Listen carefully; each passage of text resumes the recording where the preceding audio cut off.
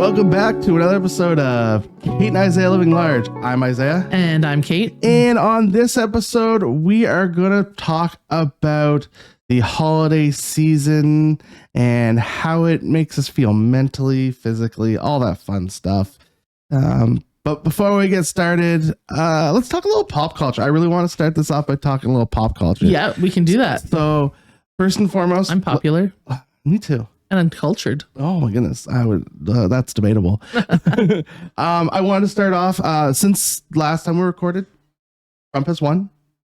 Won States. What? He won the election. What election? That U.S. election that happened.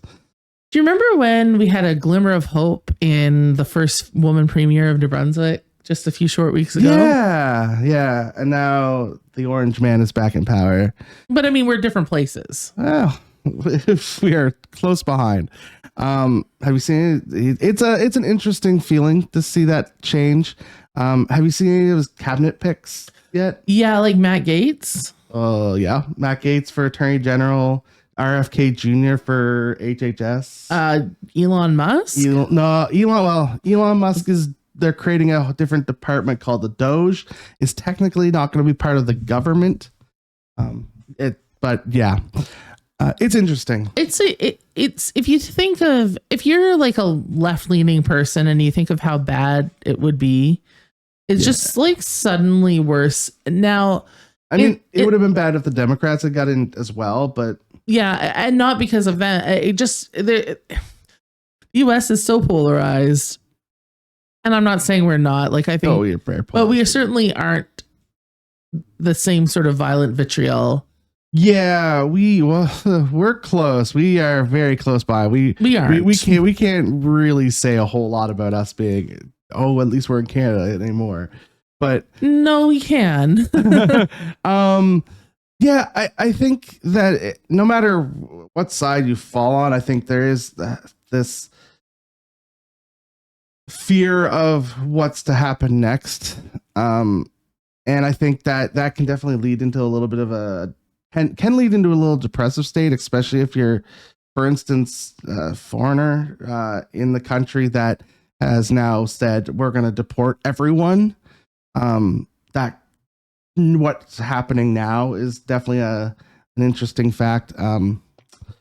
I know we don't want to talk too in depth about politics about it, but it's not our podcast. But one interesting thing I've been seeing is just a lot of people that voted for Trump saying, well, not me, which is an interesting concept. And here's the thing. There are a lot of people that are just so, and maybe I am wrong. I have empathy on all sides. Same. Because it's not, the people who are voting for Trump are not necessarily, there are certain, okay, let me preamble this back. Let me back this up.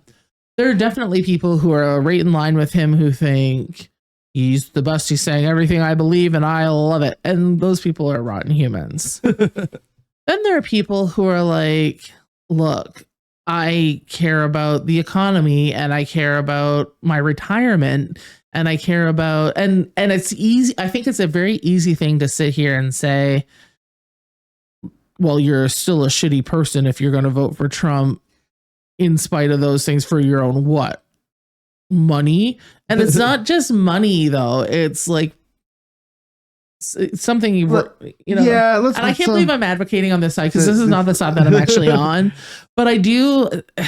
I can understand the side in which people think that's because at the end of the day, Trump, as much as he's a weird dude, he is a charismatic speaker. He's a charismatic guy. Yeah.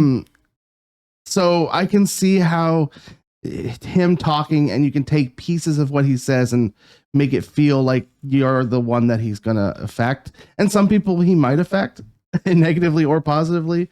I mean, the stock market had the best day ever the day after he was elected.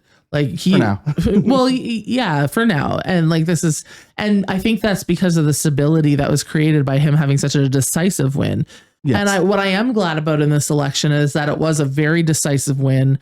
There was no meandering around who was going to win, and it wasn't a long drawn out process, and it very well could have been.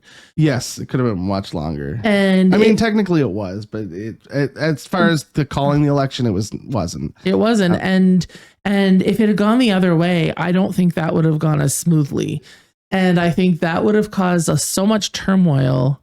And maybe the next 4 years will be even worse than that immediate. But we'll see what happens. I genuinely believe there could have been a civil war. Oh, I am 100. Listen, if I believe that if Trump had lost, there would have been a civil war. Let's be real. Yeah. He primed his followers so much for him to lose that I think him winning was a surprise to some people. Now, our listeners don't actually care to listen to us talk about Trump because that's everywhere and we're sick of it. Oh my goodness. Yes. So let's move on. So I'll just, the last thing I want to say about the Trump thing is I said move on. That no matter where you're from, no matter who you are, just make sure you take care of your people. Right. That's yeah. And also, are you a Backstreet Boy now? I am. I don't care who you are, where take care of your you're people. from. Let's talk. I want to talk about Blue Sky. I know you don't know anything about Blue Sky. How dare you? I'm president of Blue Sky. But people are making mass moves over to it, leaving Twitter. And I know you don't think they are, but there is a massive move right now to Blue Sky as a replacement for Twitter. You can't take our preamble conversation that we have before this podcast and assume that I was not lying to you. Like I said, I'm all over Blue Sky. I totally know what it is. And I am a leading hashtagger there. It's interesting. What the move away from Twitter, which I don't know how much you spent on Twitter, but it's full of bots now, and it's just Twitter. Here's the thing: there was a massive move away from Twitter years ago.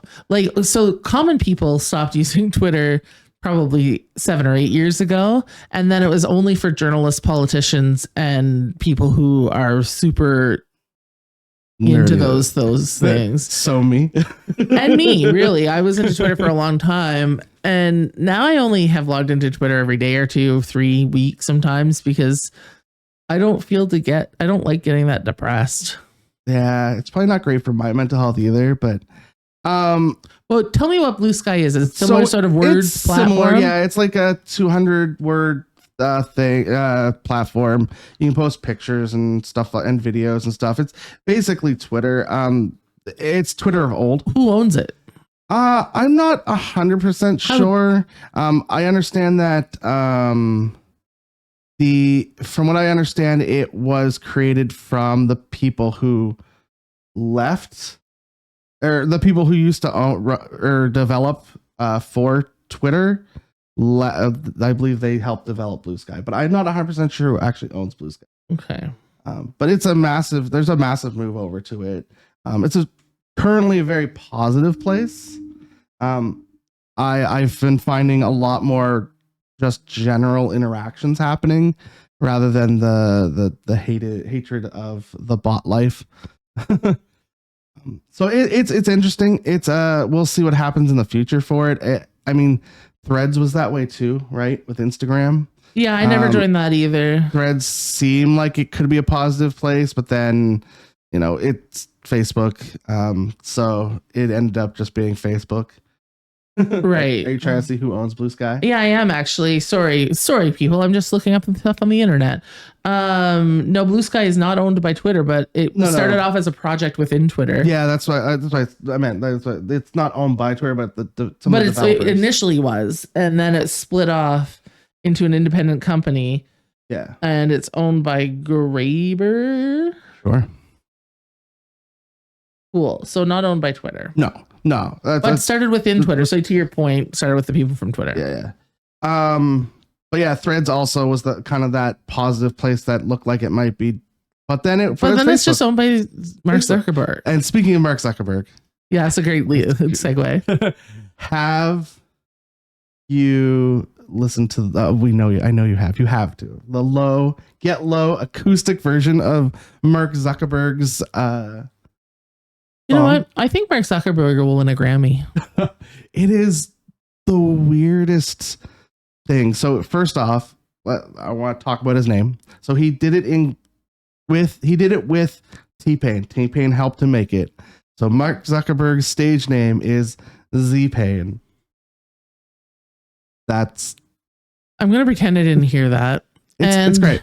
But yeah, have you actually listened to the full song? Not yet? in entirety, no, because I actually value my time and ears. To hear Mark Zuckerberg in acoustic and a little bit of auto-tune sing "To the Sweat Drop Down My Balls" is just something I don't think any writer's room could ever have written up. So here's the thing.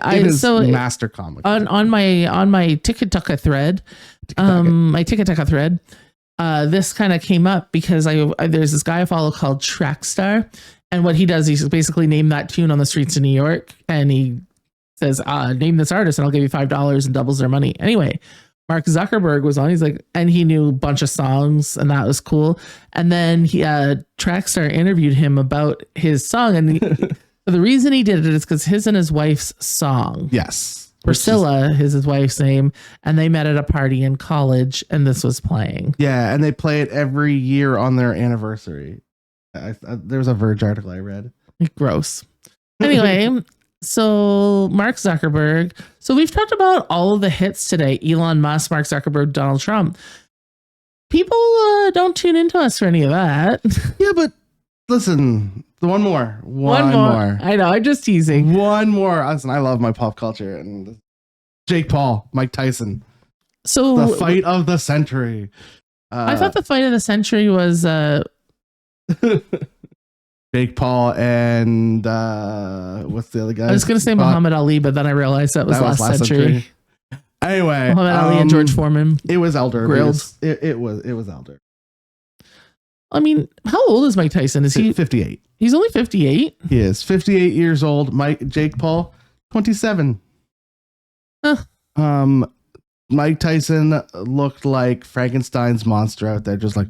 It was real bad. Poor thing. The first two rounds, and I had said this to a friend before the fight started. Mike Tyson can go 3 rounds. After always, and Mike Tyson has never been a long distance fighter. He is a short, knock them out fighter.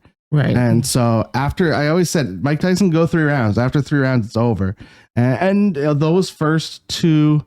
Kind of into the 3rd round, looked like Mike Tyson was pretty good.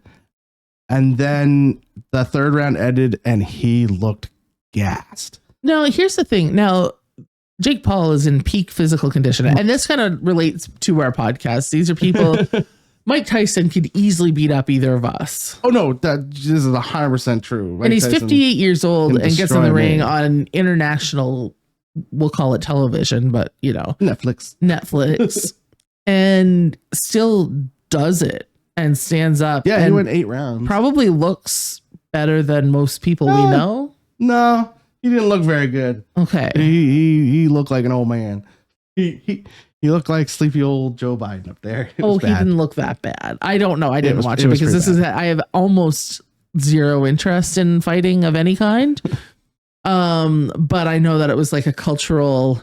Yeah, I will say the fight prior, the women's fight, was amazing. Yeah, I heard it was the best fight of the night. Some of the discourse I read today on various platforms, mostly TikTok, if I'm being honest, were that all of the fights leading up to this one were great. Yeah, the first one was okay. The second was pretty good. The women's fight was amazing. That was probably one of the best fights I've seen in a very long time. Now, who do you think Mike Tyson could beat in the ring? Do you think he could beat Santa Claus? That's a good question. I don't know. Santa Claus. Well, the question is, does Santa Claus get to use his magic? I hear Santa Claus is coming to town. Santa Claus is coming to town. We have a Santa Claus parade. Well, it's today. As of recording, it is today. It will have been last weekend when you guys hear this. But do you go to Santa Claus parade? I won't this year because I have to escape town to go to St. George for a comedy show tonight. Ooh. But I have been to the Santa Claus parade. It's fun. So we've been every year, I think. I don't think I've missed one since they've been having, except for the one that didn't actually happen. Yeah. Or 2, I guess, right? There's the COVID one that didn't happen. And the then one last after. year. Yeah. Last year, right. But this year it's going to be interesting. They're not going around King Square.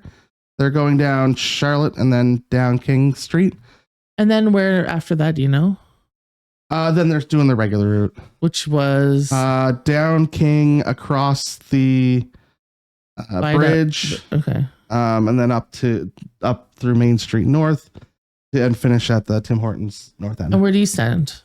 We always stand. There's a group of us that always stand at the top of King Street. Oh, nice. Right on that corner. We always stand there. And the children get to sit on the little grass area in front. I was stood like very close to Crown Street. Okay. Because get it over with early. Well, kind of, but also I used to go with people back to the lab when I used to go with people from the Telegraph Journal, and they would just park at the office, which was right there, and then walk up. We always meet up with the Kawiles family. Gotcha. And that's where they hang out. That's where we will be. That's awesome. Yeah. So with the onset of Santa Claus, we'll bring it into the topic at hand 16 minutes into this podcast. And it kind of elicits, so Christmas season, we've talked about this before, how it's like eating season and all kinds of paths. How are you feeling going into it this year, Isaiah? I don't know. It's a interesting time of year. I mean, with the time change that just happened, and it being dark most of the time now, it does. I do get a little bit of that seasonal depression. There are people out there that get crazy seasonal depression, but I definitely feel it a bit. And have you been eating more, less, different stuff? I feel like I've been eating less lately. Realistically, I have lunch and then maybe supper. Lately, it's just been like a little bit less of eating in general. I've been going to the gym, but only like 30 to 45 minutes lately. Just it's better than nothing. Little jaunt over. But overall, yeah, I don't know. I've just been not feeling the greatest. What about you? Honestly, I think you are different. I am different this year. Often I fall into the trap of like the darkness and the cold and just like not wanting to do anything. But I'm usually so busy that always got me out at night, and and I just like, oh, party, oh, this, I'll eat that and do this. But this year, because I started this new job, I'm a month in now, if you can imagine. Ooh. Where it finished my 4th week. A month already. I know, isn't that wild? I'm going on week 5 next week, and I'm having the best time. That's great. So, and I have not been consistent on my walks to work. In fact, I haven't done it in the last 2 weeks because you know what? It's cold. The weather's been not super, and the darkness is not great. No, it's cold. And that's making excuses. Actually, I had a really funny thing happen. I've been paying the daily rate to park in the Mercantile Center, and a couple days ago I went to leave and I was using like a credit card, but not a Visa gift card to pay for parking. And it's called the Joker card. Okay. Which is really funny when you learn that what happened next is that it got stuck in the machine. Oh no. Joke's on me. And I had to ring the bell and like get the people to come. And then there's like a lineup of my coworkers lined up behind me trying to leave, but I was kind of like wedged in. Plus my credit card was stuck in there, and I was like, oh boy. And then somebody started honking like that was going to do something. And I was like, not helpful. And so, we managed to get it. So the security came down and they had to call someone else, and like it was a whole ordeal, but it was like maybe life would have been a little easier if I had walked today, but my knees are not feeling it. But I am bringing my lunch every day to work. Ooh, that's nice. Learned a fun hack that has made me feel so much better going into the Christmas season. What's that? And that I'm eating more vegetables. Okay. By going to the superstore at 7:00 in the morning. Okay. Because that's when it opens. And you know when all the 50% off stuff is out? Then. So I've been getting like discounted salads on the daily. When I was going to the superstore, we were using that app that told us discounts and just order it that way. That's so boring. Listen, it makes it easier. I'm all about making life easier. Well, I don't know. That worked in my daily schedule to get there so early in the morning. It's not busy. I just go and I find a $3.50 Greek salad and a sandwich or something. And that's your lunch? And that's my lunch. And I'm feeling good about like just eating well. That's good. Yeah. I mean, that eating well is definitely super important. And but that same feeling, and not to say that if somebody offered me Christmas treats right now, I wouldn't take them, but I wouldn't like go gorge on them. Yeah. We're getting into Christmas treat time. I do love Christmas. Isn't it? My sister was telling me that she went to buy a package of chocolate chips the other day and they were $6.79. Oh yeah. Like we talk about grocery pricing. I wonder if that'll affect anybody's Christmas baking this year. The rising cost of groceries generally. Yeah. I think it probably will. It'll be interesting to see what happens. I'm interested to see what happens at the end. We'll have to talk about that at like the end in January, what everything looks like for Christmas. Right. And how we fared. I've been feeling really energetic in the last week, like really getting into the swing of the job and just feeling really good. And I'm hoping that translates into even more energy to do more. I've been on the opposite end. I have had less energy. Don't really want to do much. Just been kind of bleh. The darkness gets to me sometimes. Oh, the darkness gets to us all. It's yeah, and then just the coldness. I don't like winter. I've never been a winter person. I don't like cold. I don't like winter. I don't even really go out much in the winter. Yeah, you've said that. I mean, it's not like I love winter. Like I don't, but I do like the look of a nice fresh snowfall. No, give me a beautiful green winter. And especially now that I don't have to travel back and forth. Yeah, that'll be nice for you where you don't have to like drive for like an hour and a half, 2 hours. And worry. And then, worry about the mooses and the mises. Yeah, the mooses and the mises and the snow and the ice. And snow and the ice. Yeah, I don't know. It's just the season's changing. I think with the season changes, that brings on changes people's feelings and attitudes. And I think like I said, at the top of the show, I think the biggest thing is to look out for one another, be kind to one another, help your neighbor when you can. Because to your point, the political climate has been tough. The economic climate has been tough. Like when it's been a tough year, it's just, and we're just around the bend again. Yeah, we're just around the bend, and and I do think the old "love thy neighbor" goes a long way right now, and I recognize that there are some differences of opinion that you can't really come back from, but taking some time to understand what those are before just jumping is important. I think do your neighbor, just help your neighbor when you can. That's the key, right? Like just no matter what, everyone needs a little bit of help sometimes. So. We sound like George Bailey. Like, we just want to come to the bank and it is a wonderful life. It is a wonderful life. Let's wrap it up here. We were rambled enough for this episode. What's new? What's the hap? Where can people find you on the internet? Got anything to plug before we end? Sure. I'm on. I'm not on X, that's for sure. And I'm on Facebook at Caitlin Dean.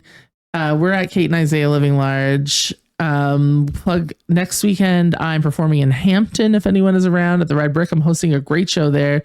Jacob Tobias, Jason Gary, and Martin Bowmaster. It's going to be an excellent show at the Red Brick. And I'm opening for James Mullinger on January 10th. So get your tickets for that through the St. John Theatre Company website. It should be a great time. And then other stuff as well. And get your Christmas concerts in. Who doesn't like to hear band music at Christmas? I know that playing at the Calvary Temple on Friday the 22nd, and the swing band or the big band, we're playing the Back in Time Big Band. We're playing at RNS on December the 8th, whatever the Sunday is, Sunday night. So It's a good time for Christmas tunes, good time for laughs. Like, take care of each other. What about you? Where can people find you? I am at Maritime Brews on all the social medias, including Blue Sky. That's right. I got it on Blue Sky as well. On Blue Sky, I will be talking a lot more movies than anything over there. But yeah, where was I going with that? At Maritime Brews everywhere. Come check me out.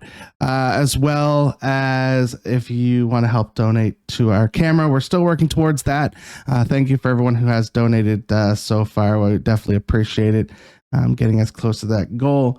But if you want to donate, we have our Buy Me a Coffee up and running still. So drop on over there. And if you are listening on Spotify, Apple Music, wherever you listen to your podcast, if you can like, share, subscribe there. Or if you want to watch the video, jump on over to YouTube. And if you are watching on YouTube, if you can like, share, comment, subscribe, all that fun stuff, it goes a long way and we appreciate it as well. And we appreciate everyone for listening. This is episode like 88 or 89, I think. That's so crazy. Thank you. Thank you.